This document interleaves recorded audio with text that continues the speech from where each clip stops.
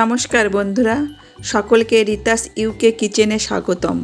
আজ আমি চলে এসেছি নতুন একটি রেসিপি নিয়ে, সুজির মোহনভোগ। এটা তৈরি করা ভীষণ সহজ। চলুন দেখে নেওয়া যাক কীভাবে সুজির মোহনভোগ বানাতে হয়। এর জন্য আমার প্রয়োজন হবে হাফ কাপ সুজি, হাফ কাপ চিনি, 1/4 কাপ ঘি এবং কিছু ড্রাই ফ্রুট, অ্যালমন্ড, কাজু বাদাম এবং কিশমিশ। এর জন্য 1 লিটার দুধ আমি একটি পাত্রে মিডিয়াম টু হাই হিটে জাল দিয়ে ঘন করে নেব। কড়াই গরম হলে আমি তাতে 2 টেবিল চামচ ঘি দিয়ে দিলাম। ঘি হালকা একটু গরম হলে এর ভিতর আমি 2 টেবিল চামচ কাজু বাদাম দিয়ে দিলাম। কাজু বাদাম 1 থেকে 2 মিনিট ভেজে নেওয়ার পর আমি এর সাথে অ্যাড করব 2 টেবিল চামচ কিশমিশ।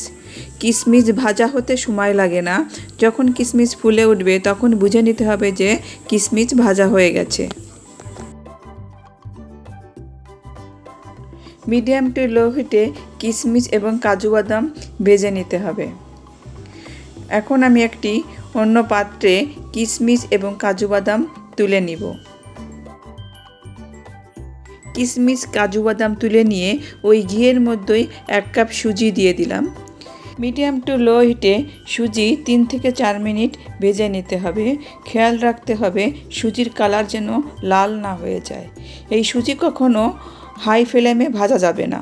এখন আমি অ্যাড করে দিলাম বাকি ঘিটুকু। সুজির মোহনভোগে ঘির পরিমাণ একটু বেশিই দিতে হয়। যদি কেউ না দিতে চান তাহলে না দিবেন।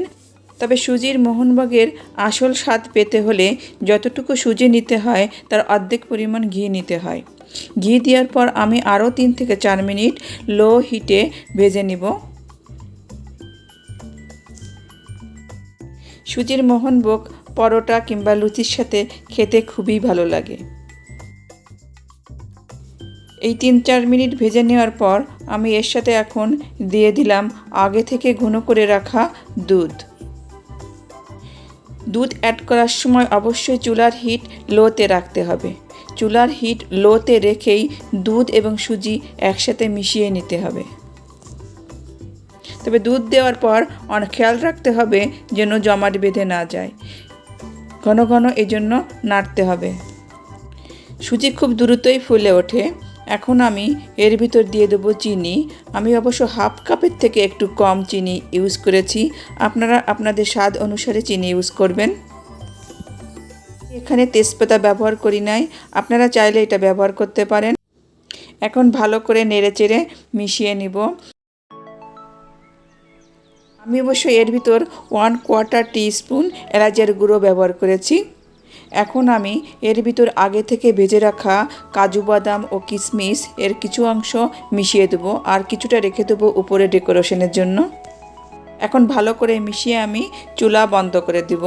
তারপর অন্য একটি পাত্রে ট্রান্সফার করব পরিবেশনের জন্য। তৈরি হয়ে গেল সুজির মোহনভোগ মিষ্টি। এই রেসিপিটি যদি আপনাদের ভালো লেগে থাকে অবশ্যই বাড়িতে তৈরি করবেন, আর প্লিজ লাইক এবং শেয়ার দিয়ে আমার পাশে থাকবেন। আবার ফিরে আসবো নতুন কোনো রেসিপি নিয়ে আপনাদের মাঝে। ধন্যবাদ।